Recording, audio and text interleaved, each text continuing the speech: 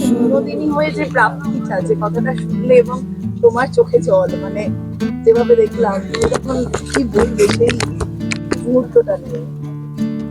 এটা কি বলবো, আজকে সন্ধ্যের সব থেকে বড় পাওনা সুমনের কাছ থেকে এত বড় কমপ্লিমেন্ট বলবো না, এটাকে আমি সম্পদ হিসেবে রেখে দিতে চাই। আমি এই ভয়েসটাকে মানে প্রিজার্ভ করে রেখে দিতে চাই। এবং আমি খুব অনেস্টির সাথে কাজ করি, আমি ভীষণ অনেস্ট একজন মানুষ, আমি যাই করি ভীষণ অনেস্টির সাথে করি। তাই আমি সেটা বিশ্বাস করি যে আমি যেটা মন থেকে করব, মানুষের মন সেটা টাচ করবেই।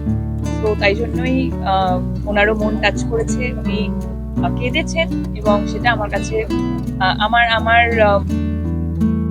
বিনোদিনী হয়ে ওঠা জার্নিটা কোথাও সার্থক। তার সঙ্গে একটা স্পিরিচুয়াল জার্নিও ছিল, সেটাই কথা অ্যাকচুয়ালি এই জার্নির কথা অনেক আমরা প্রমোশনাল ডিসকাশনে করেছি। আমি শুধু এটুকুই বলতে চাই যে আমার সবসময় এটাই মনে হচ্ছে যে আমরা এই ছবিটার সাথে যারা যারা যে যে পদে যারা যারা যুক্ত আছে, কোথাও যেন 2025-এ এসে জগন্নাথ এবং চৈতন্যদেব করেছেন যে এই সময় দাঁড়িয়ে এবার তোমরা সবাই আমাদের এই গল্পটা আবার করে 2025 দাঁড়িয়ে করতে পরের প্রজন্মের জন্য। তো সেটা আমার মনে হয় যে আমাদের প্রত্যেককে মানে ওনারাই নির্বাচন করেছে।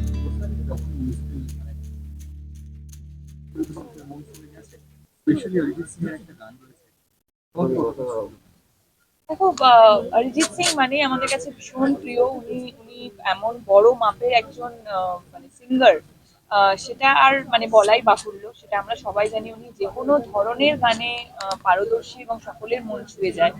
আহ, ওই গানটা তো অবশ্যই খুবই ভালো লেগেছে। তাছাড়াও আমাদের অ্যালবামের প্রত্যেকটা গান, তুমি জগন্নাথ স্বামী বলো, দেখো দেখো কানাই বলো, বা যা যা গান, এত পদ্ম পলাশের যে গানগুলো বেরিয়েছে, সব কটাই না তুমি বাড়িতে বসে জাস্ট সকালে উঠে চালাবে এবং মন ভালো করার মতো গান, চোখ দিয়ে জল পড়তে বাধ্য, এমনি মানে কোনো দুঃখ বা কোনো ফিলিংস থেকে নয়। এটা অদ্ভুত একটা ফিলিংস, যেটা ব্যাখ্যা করা যায় না, যেটা চোখের পাশ দিয়ে গড়িয়ে পড়ে। শুভশ্রী, তো হ্যাঁ, ট্রেলারে যেটা আমরা লাস্ট লাইনটা আগের দিন আর জিজ্ঞাসা করা হয়নি, যেটা শ্রী চৈতন্যদেব বলছেন, মানে দেখবো যখন বলছে যে হিংসা নয়, যুদ্ধ নয়, এই সময় দাঁড়িয়ে এটা কতটা ইম্পর্টেন্ট, মানে দেখো, এই সময় বলতে গেলে ভুল, 500 বছর আগেও উনি এই কথাটা বলে গেছেন, তার মানে তখনও কতটা রেলিভেন্ট ছিল এবং এখনো সেটা রেলিভেন্ট। এবং হয়তো সেই জন্যই তখন উনি যে কথাটা বলে গেছিলেন, ওনার বাণী যতটা সত্য ছিল, আজকেও সেই এই আজকে হয়তো এই সিনেমাটার মাধ্যমে আমরা বলতে বলতে পারি যে এটা একটা ডায়লগ, কিন্তু ডায়লগ তো নয়, এটা মহাপ্রভুর বাণী। উনি আবার করে 2025-এর শেষে এই বাণীটাই দিতে এসেছেন এবং এটাই মানুষকে বলতে এসেছেন। তাই জন্য আমাদের ট্রেলারের সর্বশেষে এটা রাখা হয়েছে, যে যুদ্ধই কখনো পথ হতে পারে না, ঈর্ষাই কখনো পথ হতে পারে না। বিনোদিনী দেবী যেমন প্রচুর আঘাত পেয়েছিলেন, শুভশ্রী তুমিও পাও, কিন্তু সেখান থেকে শান্তির পথ খুঁজে নেওয়া শুভশ্রীর কাছে। শান্তিটাই তো ইম্পর্টেন্ট।